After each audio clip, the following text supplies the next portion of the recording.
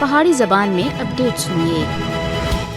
بھارتی مکار ہندو انتہا پسند حکومت دی ہمیشہ تھی ایک کوشش رہی ہے کہ کسے نہ کسے طرح تحریک آزادی کشمیر کو ختم کیتا جائے۔ آج کل NIA دی طرفوں جگہ جگہ چھاپے مارنا اور لوگوں کو ہراساں کرنا اسے چانکیائی پالیسی دا ایک حصہ ہے۔ NIA دے چھاپے آزادی دی آواز کو چپ کرانے واسطے سراسر ایک انتقامی کارروائی ہے۔ عام کشمیری حریت پسند تے NIA دے نشانے اتین، لیکن ہن انسانی حقوق دے کارکنوں کو بھی نہیں بخشیا جا رہا۔ غیر قانونی طور تے نظر بند انسانی حقوق دے عالمی شہرت یافتہ کارکن خرم پرویز دے گھرے اتنے بھی چھاپے مارے گئے اور انہوں دے اہل خانہ کو ہراساں کیتا گیا ہے۔ حالانکہ انہوں دی غیر قانونی نظر بندی دی نہ صرف علاقائی بلکہ بین الاقوامی انسانی حقوق دی تنظیمہ سن سخت الفاظ وچ مذمت کی ہے اور انہوں کو فوری رہا کرنے دی تلقین کی ہے، لیکن اس کے باوجود بھارتی مکار غاصب حکومت نہ صرف انہوں کو بندی خانے وچ اذیت دے رہی ہے بلکہ انہوں دے اہل خانہ کو بھی نہیں بخشیا جا رہا، جڑا سراسر عالمی انسانی حقوق دے چارٹر دی خلاف ورزی ہے۔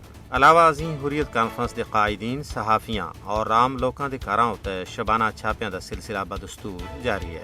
کشمیر وچ بدنام زمانہ بھارتی تحقیقاتی ایجنسی دے چھاپیاں دا مقصد انہاں لوکاں کو ڈرانا اور دمکانا ہے جڑے BJP دے اشاریاں اُتے غلط کام کرنا واسطے تیار نہیں ہیں۔ مودی حکومت کشمیریوں کو خوفزدہ کرنا واسطے NIA جیسی اپنی پالتو ایجنسیاں کو کشمیر وچ ایک ہتھیار دے طور تے استعمال کر رہی ہے۔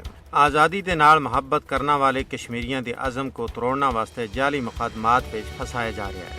1989 تھی آج تکر 1,64,530 بے گناہ لوگوں کو گرفتار کیا گیا ہے، لیکن اتنے ظلم و جبر اور غیر سامانی دے باوجود کشمیر دے سیاسی اسیران دے حوصلے بلند اور عزم جوان اور وہ بندی خانے دے اندروں اے پیغام دے رہے ہیں کہ حصول مقصد تکر اے مقدس جد و جہد جاری و ساری رہسی۔